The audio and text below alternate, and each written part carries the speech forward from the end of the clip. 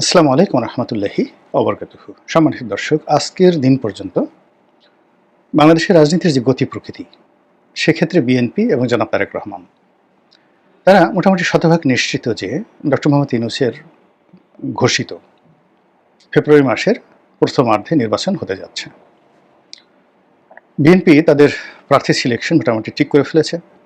সম্ভাব্য যারা প্রার্থী তারা নির্বাচনী এলাকায় ব্যাপক প্রচার চালাচ্ছেন, নিয়মিত যাচ্ছেন এবং নির্বাচন হবে না এরকম 1% সম্ভাবনা নিয়েও বিএনপির লোকজন কাজ করছে না।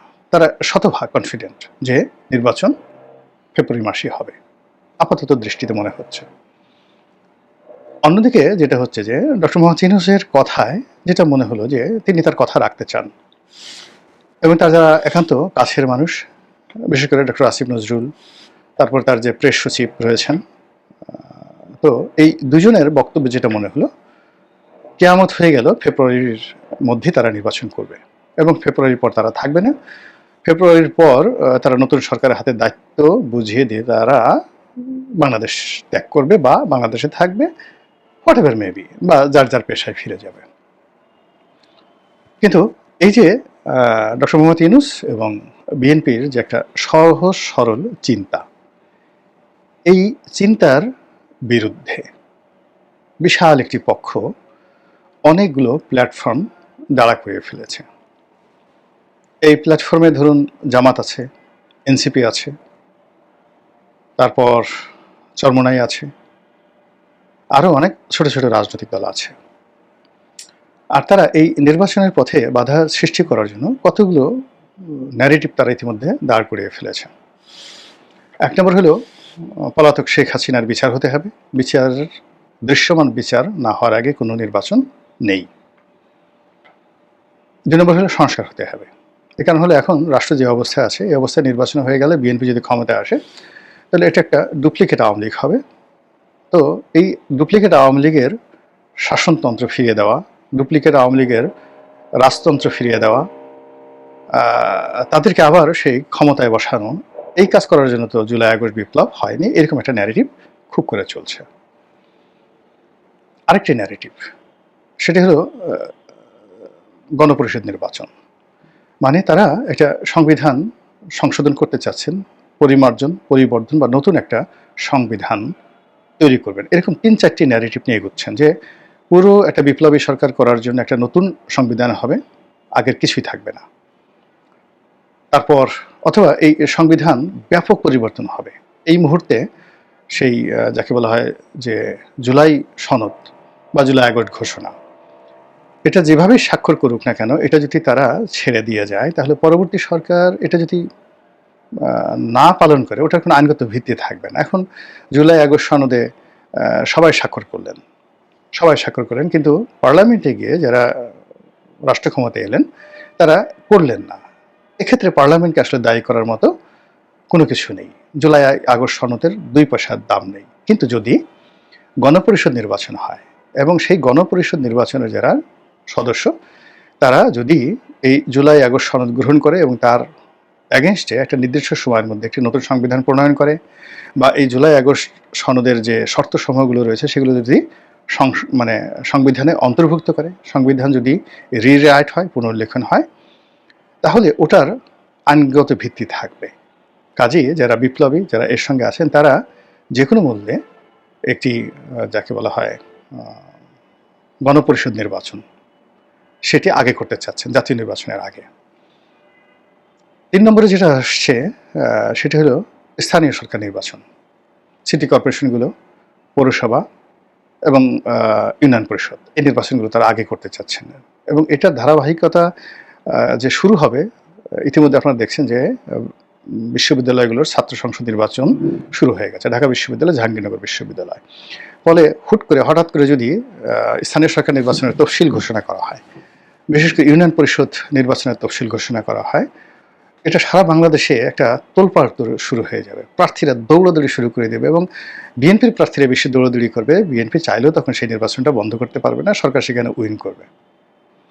তো এরকম এক একটা নির্বাচন নির্বাচন দেওয়ার পর 3 মাস, প্রথমে ইউনিয়ন পরিষদ, এরপর উপজেলা পরিষদ, এরপর জাতীয় পরিষদ করে ফেব্রুয়ারি মাসে নির্বাচনের যে পরিবেশ এবং পরিস্থিতি, এই কটা নির্বাচন অর্থাৎ গণপরিষদ নির্বাচন, স্থানীয় সরকার নির্বাচন, যার মধ্যে পৌরসভা, ইউনিয়ন পরিষদ, তারপরে সিটি কর্পোরেশন, জেলা পরিষদ, এই নির্বাচনগুলো যদি ফেব্রুয়ারি মাসে তারা একটার পর একটা করতে থাকে, মানে মানুষের মধ্যে যে একটা নির্বাচনী ট্রেন চলে আসবে এবং সেই ট্রেনে যারা যাত্রী হবে বলতে গেলে সবাই মানে এই এনসিপি, জামাত, ডক্টর মোহাম্মদ ইউনূস এই ঘরানার লোক হবেন, অথবা বিএনপির লোক হলেও তাদের প্রতি আনুগত্য দেখাবেন। বোঝার চেষ্টা করুন যে যে যে পদে বসে, এখন চট্টগ্রামের মেয়র হয়েছেন ডক্টর শাহাদাত, তিনি বিএনপির লোক, কিন্তু তাকে তো সরকারের হুকুম মানতে হবে, সরকারের কাজ করতে হবে, না চাইলেও তাকে আসিফ মোহাম্মদ সজীব ভুঁইয়ার হুকুম মান্য করতে হবে।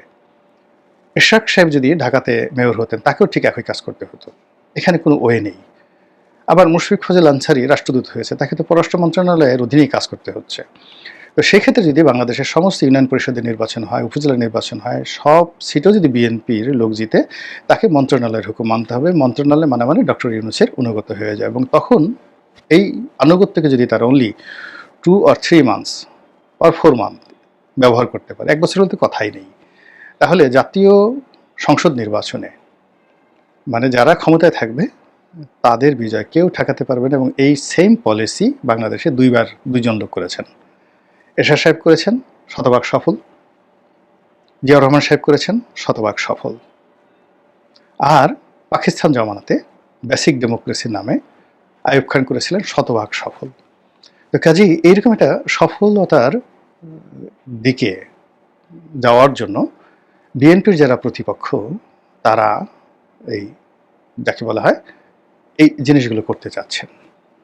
তো এই কাজের সঙ্গে যারা সম্পৃক্ত, এরা সবাই ধর্মভিত্তিক রাজনীতি করে, এবং এদের সঙ্গে অনেকেরই পাকিস্তানের সম্পর্ক আছে বলে সবাই অভিযোগ করে। এরকম একটা অবস্থা চলছে।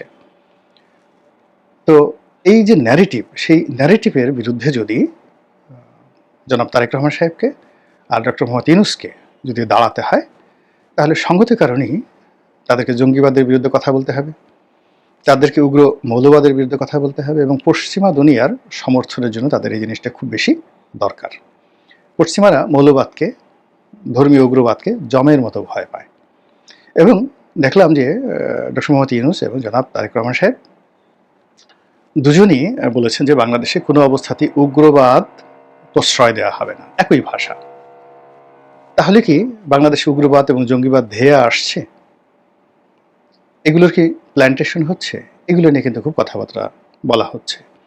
এবং ইতিমধ্যে আপনারা দেখেছেন যে সেনাবাহিনীকে উদ্দেশ্য করে নানা রকম কটূক্তি করা হয়েছে, তাদের মনোবল ভেঙে দেওয়ার জন্য নানা রকম কথাবার্তা বলা হচ্ছে। এবং ডক্টর মোহাম্মদ ইউনূস এবং সেনাপ্রধান তারা যত বিনয়ী হচ্ছেন, তত বেশি তাদের যারা প্রতিপক্ষ উগ্র হয়ে যাচ্ছে।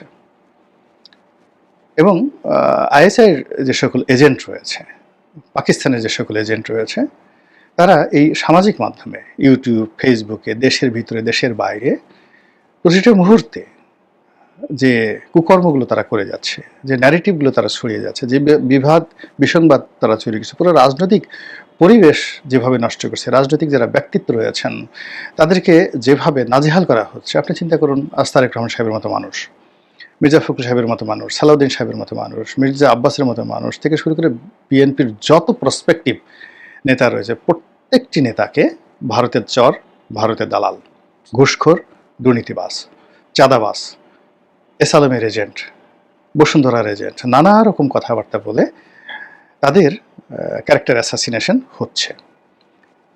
এটা দেশের ভিতর থেকে। আর দেশের বাইরে যেটা হচ্ছে সেটা হলো এদের বাপমা তুলে, এদের বংশ তুলে অকথ্য ভাষায়, অশ্লীল অশ্রাব্য ভাষায়, এত নিকৃষ্ট ভাষায় কথাবার্তা বলা হচ্ছে যে রাজনীতিতে যারা আছেন তারা এগুলোর উত্তর দেওয়ার মতো রুচি তাদের নেই।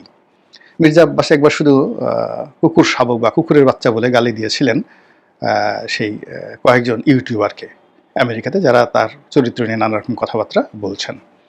কিন্তু আসলে মানে যে অন্যায়গুলো হচ্ছে, এটা বঙ্গবন্ধুর জামানাতে বঙ্গবন্ধুর একটা কথা ছিল। ধরুন আপনাকে একটা পাগল হাতে আবর্জনা নিয়ে, মানে মনুষ্য বিষ্ঠা নিয়ে আক্রমণ করতে আসছে, আপনি কি করবেন বলেন? লাঠি নিয়ে পাগলকে না মারা পর্যন্ত পাগল তো থামবে না, এবং পাগল যদি একবার টের পায় যে আপনাকে এই ময়লা আবর্জনা আপনার শরীরে লাগিয়ে দিলে লোকজন হাসবে, তাহলে পাগল তো আপনার পিছনে দৌড়াতে থাকবে, আপনিও দৌড়াতে থাকবেন। এক্ষেত্রে আপনাকে আসলে পাগলের সাথে পাগলামি করতে হবে, এর কোনো বিকল্প নেই। উইনস্টন চার্চিল যেটি বলেছেন যে সবসময় বার্কিং ডগের সব কথা, মানে যাকে বলা হয় মানে সব বার্কিং ডগের যে ঘেউ ঘেউ ডাকের সঙ্গে রেসপন্ড করতে হয় না। আবার তিনি বলেছেন যে কখনো কখনো কোনো কুকুরকে যদি দমন করতে মুগুর ছাড়া দমন করা সম্ভব নয়। এখন বিএনপির কে এমন সব লোকজন মানে নিরাপদ দূরত্ব থেকে এমনভাবে নাজেহাল করার চেষ্টা করছে, এমনভাবে তাদের দিকে করা হচ্ছে, এগুলো মুগুর ছাড়া আসলে সোজা করা সম্ভব নয়। আর সেই মুগুর এখন আসলে বিএনপি করতে পারছে না, বিকজ সামাজিক এই যোগাযোগে ধরা ছোঁয়ার বাইরে থেকে অনেক কুলাঙ্গার, অনেক বদমাইশ, অনেক আজে বাজে লোক সেই বিএনপির যারা শীর্ষ নেতৃবৃন্দ রয়েছেন, ইনক্লুডিং তারেক রহমান সাহেব এবং তার পরিবারকে নিয়ে নানা রকম কথাবার্তা তারা ছড়াচ্ছেন। আর এই সকল কথাবার্তার ফলে কি হচ্ছে, মানুষের মধ্যে একটা উগ্রতা তৈরি হচ্ছে। একটা আপনি দেখবেন যে সমাজে কখন যাকে বলে বিষ বাষ্প ছড়িয়ে পড়ে, মানুষের চিন্তা শক্তি যখন দমন হয়ে যায়, মানুষ যখন প্রতিবাদ করতে পারে না, মানুষ যখন সবসময় শান্ত থাকতে চায়, আর তার উপরে আপনার উপর জুলুম হচ্ছে, মারাত্মক জুলুম হচ্ছে, অন্যায় হচ্ছে, কিন্তু আপনি বলতে পারছেন না, আপনি বলতে সাহস পাচ্ছেন না, অথবা সবাই আপনাকে বলছে রাখেন রাখেন, চুপ থাকেন, চেপে যান চেপে যান, ধরে নেবেন যে পুরো জাতির উপর আল্লাহর গজব অবধারিত, অন্যায়ের প্রতিবিধান করতে হবে। ২ নম্বর হলে একটা জাতি ধসে যায়, একটা জাতির যাকে বলা হয় পতন। যেমন ধরুন একটা কুকুর সামনে দাঁড়িয়ে আছে, বা কুকুর স্বভাবের একজন মনুষ্য আকৃতির প্রাণী সামনে যাচ্ছে, আর পেছনে হাজার হাজার মানুষ তার সেই কুকুরকে অনুসরণ করছে, তাকে পীর মানছে, তাকে মুর্শিদ মানছে, তাকে নেতা মানছে। তো এই দৃশ্য এই বাংলাদেশে এখন যাকে বলা হয় অহরহ, লক্ষ লক্ষ মানুষ, লক্ষ লক্ষ মানুষ, সেটা সঙ্গীতে কোনো গান নাই, কিন্তু কোনো মতে একজনে বেসুর গান গাইছে, সবাই বলছে মার হাবা মার হাবা, কোনো সুর নাই, সবাই বলছে মার হাবা মার হাবা, ঠিক ঠিক ঠিক, কোনো নেতৃত্ব নাই, কিন্তু সবাই বলছে মার হাবা মার হাবা, লেখাপড়া নাই, সবাই বলছে হা কি জ্ঞানী, জীবনে কোনোদিন 2 কলম লিখেনি, সেও লেখক।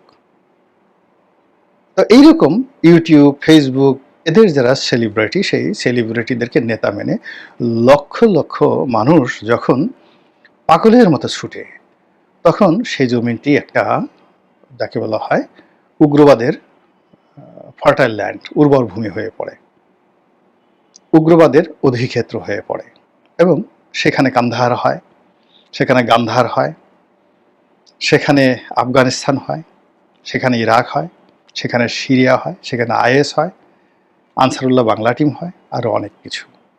আমাদের যে দেশে জঙ্গিবাদের যে ঝড় যেভাবে ধেয়ে আসছে, সুনামি আকারে যেভাবে বাংলাদেশকে আক্রমণ করতে শুরু করেছে, সেখানে তারেক রহমান সাহেব বা ডক্টর মোহাম্মদ ইউনূস সাহেব অনেক দিন পরে হলেও তারা যে এক ভাষায় কথা বলছেন, আমি মনে করি আমরা যারা সাধারণ জনগণ, আমরা যার যার অবস্থান থেকে যদি এই উগ্রবাদকে অস্বীকার করি, প্রশ্রয় না দিই, রুখে দাঁড়াই, উগ্রবাদ পালাতে বাধ্য।